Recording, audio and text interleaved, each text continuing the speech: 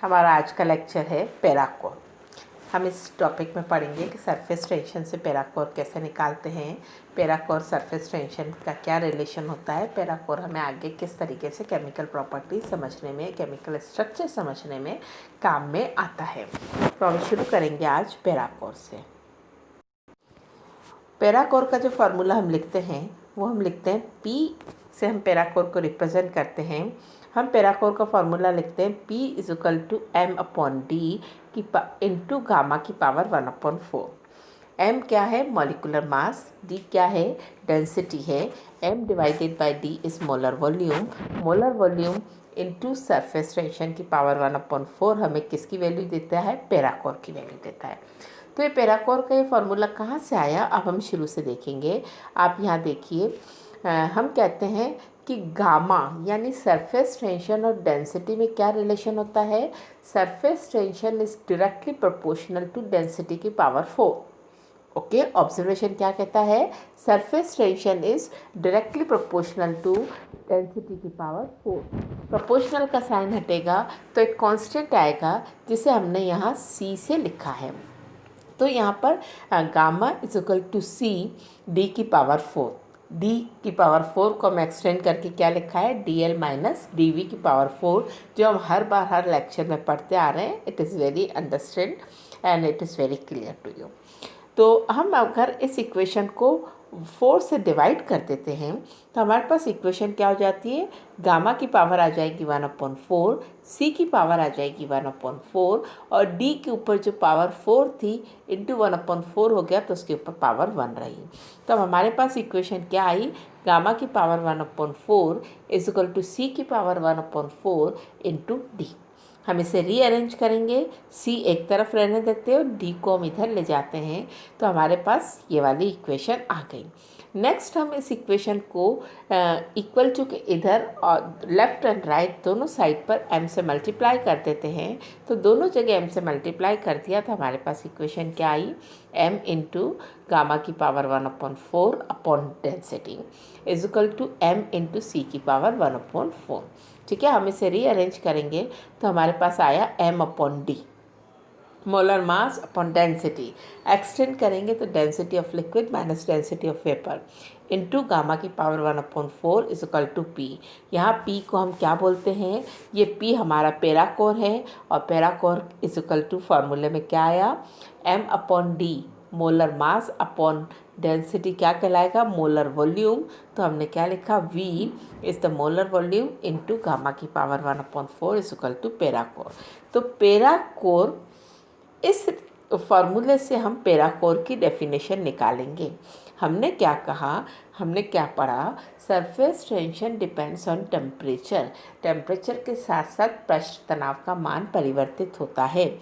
जब वो टेम्परेचर, जब पृष्ठ तनाव का मान इकाई है यानी गामा 1 है तो P = V हो गया। तो व्हाट इज़ पैराकोर? पैराकोर किसी ताप पर जब उस द्रव का पृष्ठ तनाव इकाई है तो उसका मोलर आयतन पैराकोर कहा जाता है। Okay, parachor is a value equal to its molar volume at a temperature when the surface tension of the liquid is unit.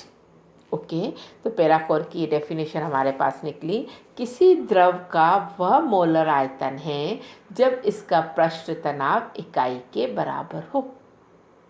अतः निश्चित ताप पर दो द्रवों के पृष्ठ तनाव समान हो तो द्रव के पैराकोर की तुलना मोलर आयतन की तुलना से की जा सकती है। दूसरे शब्दों में हम क्या कह सकते हैं? पैराकोर किसी ताप पर भिन्न भिन्न द्रवों के समान पृष्ठ तनाव पर मोलर आयतन का मापन है। ठीक है, at a particular temperature if gamma of the two liquid are same then we can compare their पैराकोर through their molar volume। तो पैराकोर और मोलर वॉल्यूम एक दूसरे से लिंक्ड है। हम क्या कहते हैं? P = V इंटू गामा की पावर 1/4। पैराकोर से हम मॉलिक्यूलर स्ट्रक्चर पता करते हैं। इस पैराकोर से हम किसी का केमिकल स्ट्रक्चर पता कर सकते हैं। तो इसके पैराकोर को यूज़ करने के लिए कुछ हमारी रूल्स फॉलो करने पड़ते हैं। हम अब उसके रूल्स पढ़ेंगे कि किस तरीके से पैराकोर से हम केमिकल स्ट्रक्चर पता कर सकते हैं। सबसे पहली बात तो हम ये कहते हैं कि parachor is a additive and subtractive property. Parachor एक ऐसी प्रॉपर्टी है जिसके साथ जोड़ बाकी की जा सकती है, एडिशन और सब्ट्रैक्शन किया जा सकता है। आप न्यूमेरिकल में देखोगे कि हम एडिशन और सब्ट्रैक्शन करके इसकी वैल्यू निकालते हैं। सबसे पहला रूल इसका आता है होमोलोगस सीरीज़ का। होमोलोगस सीरीज़ का क्या रूल आता है कि अगर एक होमोलोगस सीरीज़ के आइसोमर्स हैं, ठीक है, आइसोमर्स है लेकिन किसके हैं, एक होमोलोगस सीरीज़ के ही है, तो वो सभी आइसोमर क्या कहलाएंगे, पोजिशनल आइसोमर। जैसे आप यहाँ पे देख रहे हो, ये 3 एग्जाम्पल जो हमने लिए एस्टर ग्रुप का है COO। 2 ऑक्सीजन किस किस में होते हैं, एसिड और एस्टर दोनों में होते हैं। लेकिन हमने क्या कहा, सेम होमोलोगस सीरीज़, यानी हम केवल एस्टर की बात करेंगे, हम एस्टर को एसिड से कंपेयर नहीं करेंगे। तो एस्टर में जब एक फार्मूला हमने लिया C6H12O2, तो इसके हमने यहाँ पर 3 आइसोमर लिखे। ये 3 आइसोमर क्या कहलाएंगे, पोजीशन आइसोमर। तो पैराकोर का रूल क्या कहता है, एक होमोलोगस सीरीज़ के सभी आइसोमर के पैराकोर का मान समान होता है, ठीक है। तो इसका एग्जाम्पल हम देखते हैं। जब हम इसके पैराकोर की वैल्यू देखते हैं तो हमने क्या लिखा, 292 से 295 के बीच में आता है, यानी इसके पैराकोर का मान समान है। तो पहला रूल हमारा क्या हुआ, पहला रूल हमारा हुआ कि एक होमोलोगस सीरीज़ की बात कर रहे हैं हम, 2 अलग अलग होमोलोगस सीरीज़ की बात नहीं कर रहे हैं। COO कार्बोक्सिलिक एसिड में भी होता है और COO एस्टर में भी होता है। आप अगर कंपेयर करोगे तो पूरी कार्बोक्सिलिक एसिड को कंपेयर करोगे या पूरी एस्टर की सीरीज़ को कंपेयर करेंगे। हम कार्बोक्सिलिक एसिड से एस्टर को कंपेयर नहीं करेंगे। Only we can compare the position isomer, we can not compare the functional group isomer. Okay, clear it is. Second rule क्या कहता है कि एक सजातीय श्रेणी के 2 क्रमागत सदस्यों के बीच पैराकोर का अंतर समान होता है। मेरे स्टेटमेंट को ध्यान से सुनना, क्या बोला, एक सजातीय श्रेणी के 2 क्रमागत सदस्यों के बीच पैराकोर का मान समान होता है।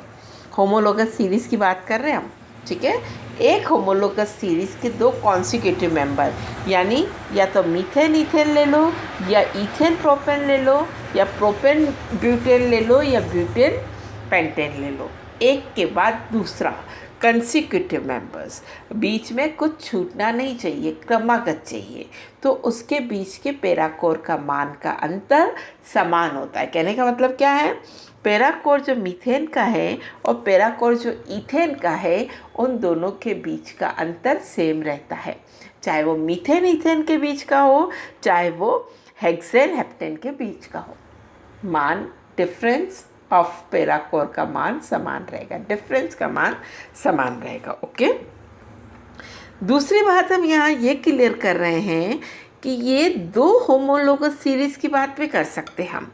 कैसे, मीथेन ईथेन वाली भी कर रहे हैं हम और इथेनॉल मीथेनॉल की भी लिखी।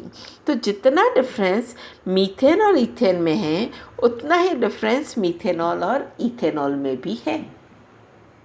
ओके, 2 क्रमागत होने चाहिए। फिर किसी भी सीरीज़ की बात कर लो, यहाँ बच्चों आपको ये बात समझ लेनी चाहिए कि किसी भी होमोलोगस सीरीज़ के 2 क्रमागत सदस्यों के बीच क्या डिफरेंस होता है, 2 क्रमागत के बीच डिफरेंस कितना होता है, CH2।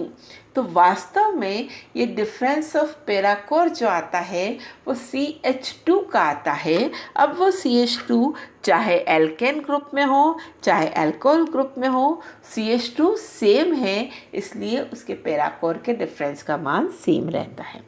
तो हमने 3 बात पढ़ी, ठीक है, हमने टोटल यहाँ पर 3 बात पढ़ी। पहली बात हमने पढ़ी कि parachor is a additive property, हम इसे सीधा गुना भाग जैसे प्लस माइनस कर सकते हैं। दूसरी बात हमने पढ़ी कि पैराकोर एक होमोलोगस सीरीज़ के आइसोमर के पैराकोर का मान समान होता है, यानी पोजिशनल आइसोमर है सेम पैराकोर वैल्यू। थर्ड बात हमने क्या पढ़ी कि in a homologous series difference of parachor between two consecutive member is constant. Okay, यहाँ एग्जाम्पल से आप देख रहे हो कि इसके बीच में डिफरेंस कितना आया, 39, यानी CH2 का पैराकोर कितना है, 39। ओके, तो हम आगे चल के इससे और चीज़ें कैलकुलेट करने के लिए काम में लाएंगे। तो पैराकोर से हम आगे क्या कैलकुलेशन करेंगे वो हम नेक्स्ट रन पे पढ़ेंगे।